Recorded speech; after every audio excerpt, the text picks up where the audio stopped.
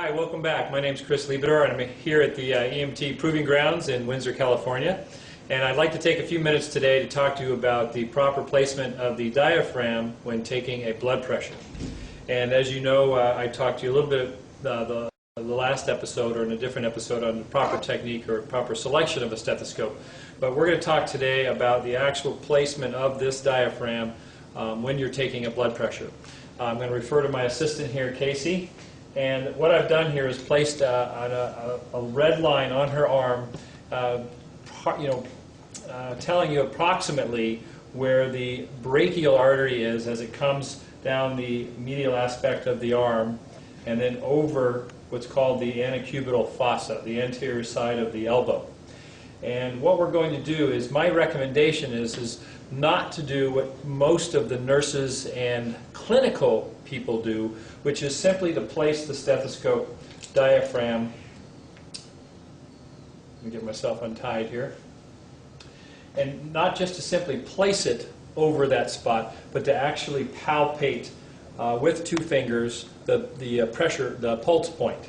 And what you're trying to do is determine the pulse point that is the strongest, and that's exactly where you're going to put your stethoscope.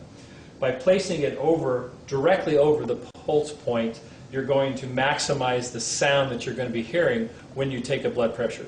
Of course, if the stethoscope was in my ears right now, I would still not hear a pulse, because I'm only going to hear a sound after the blood pressure cuff has been inflated and then it begins to deflate.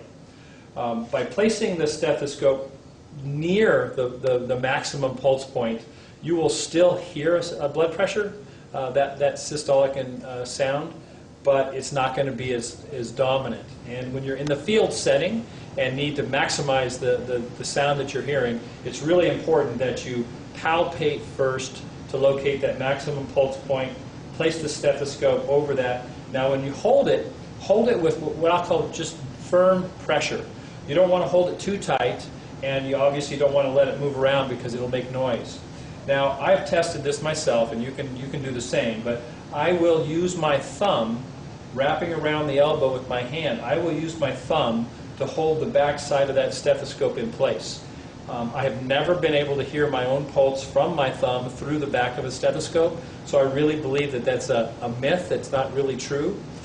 So go ahead and use your thumb. If you have any doubts about that, just use the tip of your thumb, because the pulse is actually not at the tip, it's deeper in the pad of the thumb. And, but that's the best sort of ergonomic position to hold that diaphragm in place when you're taking a blood pressure. Of course, I just want to make a quick point here, is when you place the stethoscope in your ears, make sure that the ears of the stethoscope, earpieces, are pointing forward. Your ear canals point forward inside your head, and therefore you want them pointing in towards the ear canals. That's going to maximize, again, your opportunity to hear that systolic and diastolic blood pressure when it comes time. So I hope you found this helpful. Just another tip for the day, and we'll see you next time. Thank you very much.